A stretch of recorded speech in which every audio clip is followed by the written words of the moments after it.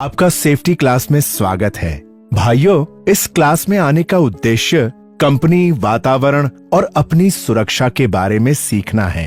आप ये कहेंगे कि हर कोई अपनी सुरक्षा के बारे में जानता है, पर अब मैं आपको निर्माण स्थल पर विभिन्न खतरों और उनसे बचाव के बारे में बताऊंगा। दोस्तों, अब आप मुझे अपने बारे में जानकारी दीजिए। आप अपना नाम बताएं। सर, मेरा नाम रोशन यादव है। आपका घर कहाँ है? हैदराबाद। आपके घर में कौन कौन है? माँ, पिताजी, दादी, बहन और मेरी पत्नी। दोस्तों, आप लोगों का परिवार भी रोशन यादव जी के परिवार की तरह होगा। दोस्तों, आप जानते हैं आपको काम का अवसर क्यों मिलता है? आप बताएं। काम अच्छा करने से। ठीक है, अब आप बताएं। काम जानते हैं इसलिए। और आप? शरीर स्वस्थ हो तभी काम मिलता है। बिल्कुल सही।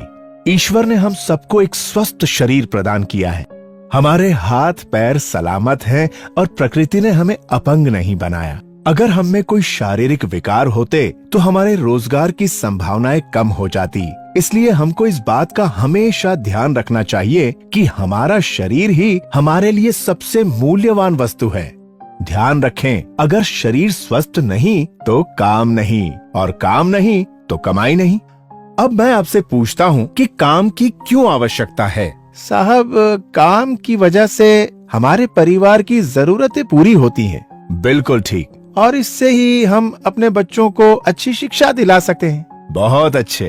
अब शायद आप मेरी बात को समझ रहे होंगे कि क्यों हमारी सलामती जरूरी है, क्योंकि हमारी सलामती ही हमारे परिवार की सलामती है। मैं इस तरह के प्रश्न आपसे इसलिए पूछ रहा हूँ क्योंकि जब परिवार है तो उसकी कुछ जरूरतें भी हैं, जैसे कि बच्चों की पढ़ाई, बहन की शादी, माँ का इलाज, घर बनाना, लोन चुकाना और भी कई दूसरी बुनियादी जरूरतें। कई लोगों की जिम्मेदारी हम पर होती हैं और एक दुर्घटना पूरी व्यवस्था को बिगाड़ देती है।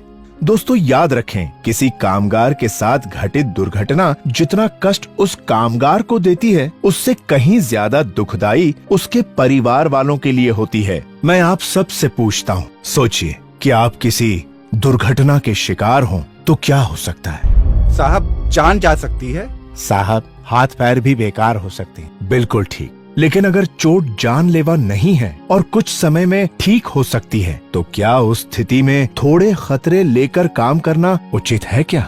नहीं साहब, जब तक चोट ठीक नहीं होती हम काम पर थोड़े आ सकते हैं। हाँ, और इलाज पर पैसा खर्च अलग, और फिर आमदनी भी बंद, और कहीं कोई हाथ पैर बेकार हो गया तो बाद में काम नहीं मिलेगा। सही कहा दोस्तों। तो सोचो, एक जरा सी लापरवाही से हुई दुर्घटना कितनी मुश्किलें लेकर आती है। प्यारे मित्रों, अब जब जान गए हैं कि दुर्घटना से क्या हानियां हैं, तो चलो ये जानते हैं कि दुर्घटना होती क्यों है। साहब, ये तो ईश्वर की मर्जी है।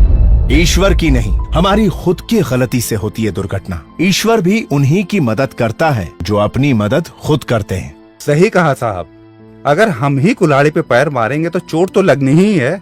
दुर्घटना होने के दो मुख्य कारण होते हैं। पहला, बचाव की जानकारी का अभाव, और दूसरा है अति आत्मविश्वास। साहब, थोड़ा विस्तार से बताएं तो शायद कुछ ज्यादा समझ में आए। तो सुनो, सबसे खतरनाक है अति आत्मविश्वास।